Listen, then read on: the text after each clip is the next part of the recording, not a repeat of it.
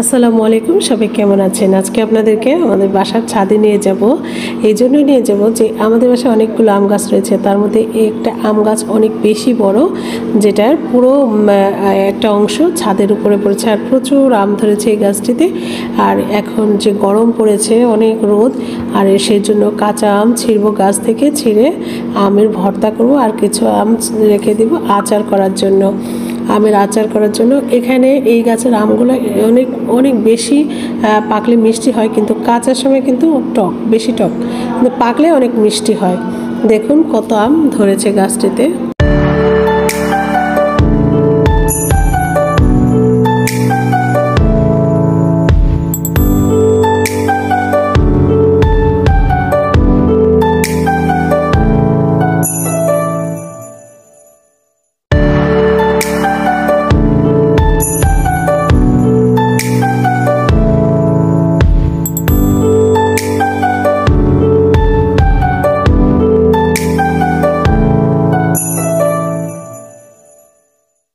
প্রত্যেকটা ডালে ডালে কিন্তু আম ধরে আছে, দেখতে পাচ্ছেন প্রত্যেকটা ডালে ডালে আম, প্রচুর আম এসেছে।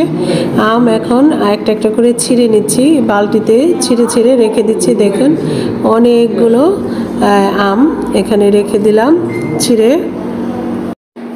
আম গাছের যে এই পাশে একটা ডাল রয়েছে, এই ডালটাতেও কিন্তু প্রচুর আম এসেছে। এই গাছটা আমাদের বাড়িতে যতগুলো আম গাছ আছে তার মধ্যে সবচেয়ে বড় হচ্ছে এই আম গাছটা। দেখুন, যাই হোক, আম ছেঁড়া শেষ, আম ছেঁড়া হয়ে গিয়েছে, আর একটা আমও ছিঁড়ব না। এই যে আমাদের পোষা বিড়ালটাও আমাদের সাথে ছাদে এসেছে আম ছিঁড়তে। এখন আমরা যে নিয়ে এসেছি আম, এখন আম কাটবো, কেটে আমের ভর্তা করব। আম ছিলে নিচ্ছি, আমগুলো ছিলে নিব, একে একে অনেকগুলো আম ছিলে নিয়েছি। এবার হচ্ছে এই যে কাঁচামরিচ নিয়েছি, কাঁচামরিচ দিয়ে আমের ভর্তা করব, কাসুন দিয়েও নিয়েছি। এবার আমগুলোকে ভালো করে কেচে নিব। দেখতে পাচ্ছেন এই যে আমগুলো এইভাবে কেচে নিচ্ছি। এইভাবে আম ভর্তাটা করলে কি আমের ভর্তাটা সফট হয়, খেতে ভালো লাগে। এই যে সবগুলো আম আমি এভাবে একে একে কেচে নিব। দেখতে পাচ্ছেন এগুলো নিয়ে নিচ্ছি, হয়ে গিয়েছে। এখন কাঁচামরিচ ডলে নিব, কাঁচামরিচ ডলে ভর্তা করব। এই যে কাঁচামরিচ নিয়ে নিচ্ছি,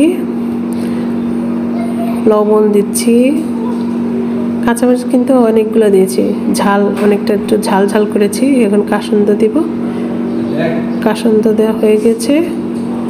এবার ভালো করে মেখে নিচ্ছি, মেখে নেওয়া হয়ে গেছে কাঁচা আমের ভর্তা। অনেক মজা হয়েছে ভর্তাটা। এই যে শেষ ভর্তা বানানো।